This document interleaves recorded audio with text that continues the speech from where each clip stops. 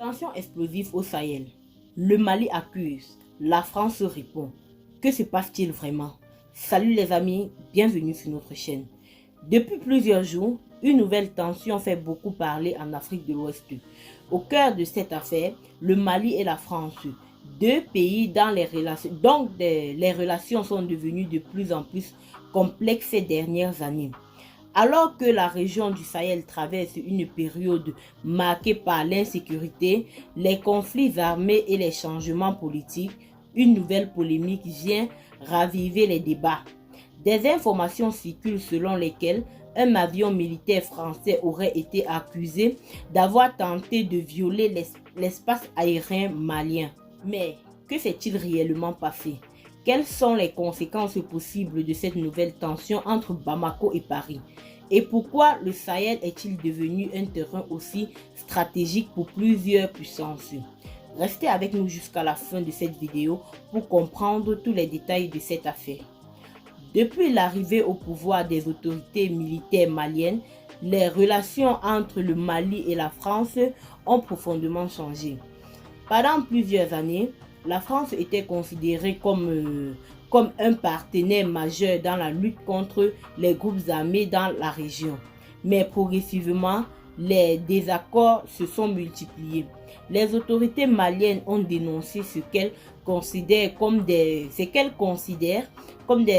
ingérences étrangères et ont affirmé leur volonté de renforcer leur souveraineté nationale. De son côté, la France a toujours déclaré que son objectif principal était de lutter contre le terreau et de soutenir la sécurité dans la région du Sahel. Aujourd'hui, chaque incident entre les deux pays est donc suivi avec beaucoup d'attention, car il peut avoir des conséquences diplomatiques importantes. Selon certaines informations relayées sur les réseaux sociaux, un avion militaire français venant de la Mauritanie aurait été accusé d'avoir approché ou tenté de pénétrer l'espace aérien malien sans autorisation. Cette accusation intervient dans un contexte déjà très tendu où les relations entre Bamako et Paris sont fragiles.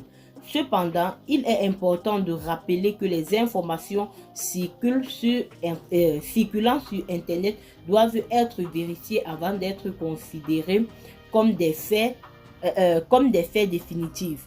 Au-delà de cette affaire précise, une question plus large se pose. Quel sera l'avenir des relations entre les pays du Sahel et les anciennes puissances étrangères? Depuis quelque temps, plusieurs pays de la région cherchent à prendre davantage le contrôle sur leurs décisions militaires, économiques et politiques.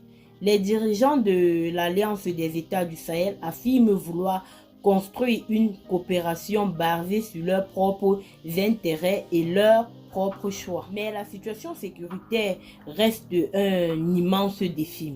Des groupes armés continuent d'opérer dans certaines zones, notamment dans les régions difficiles d'accès. La lutte contre le terreau demande des moyens importants, une organisation efficace et une coopération entre les différents pays concernés. Le Mali, comme plusieurs autres pays voisins, affirme vouloir renforcer ses capacités militaires afin de reprendre le contrôle total de son territoire. Cette nouvelle période marque donc un changement profond dans l'histoire du Sahel. Les pays de la région veulent montrer qu'ils peuvent décider eux-mêmes de leur avenir, mais ils doivent également faire face à de nombreux défis. La sécurité, le développement économique, la stabilité politique et la protection des populations. La question que beaucoup d'observateurs se posent aujourd'hui est la suivante. Ces tensions vont-elles conduire à une nouvelle crise diplomatique entre le Mali et la France? Ou bien les deux parties trouveront-elles un moyen de rétablir le dialogue? Une chose est certaine, chaque mouvement, chaque déclaration et chaque décision est désormais observée avec attention par les populations africaines et par la communauté internationale. Le Sahel est devenu une région stratégique où se croisent plusieurs intérêts.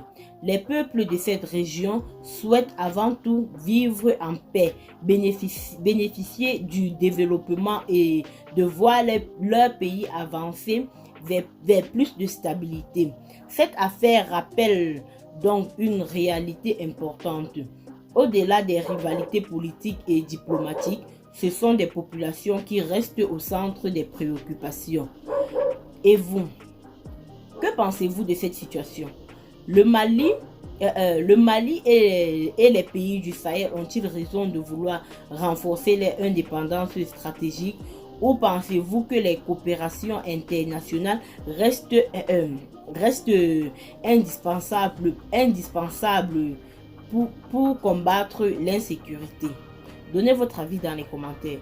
Et n'oubliez surtout pas de vous abonner à la chaîne, d'activer la cloche de notification, de partager la vidéo pour ne manquer, de partager cette vidéo pour ne manquer, de vous abonner à la chaîne, de partager la vidéo pour ne manquer aucune actualité sur les grands événements qui marquent l'Afrique et le monde entier. Bye bye.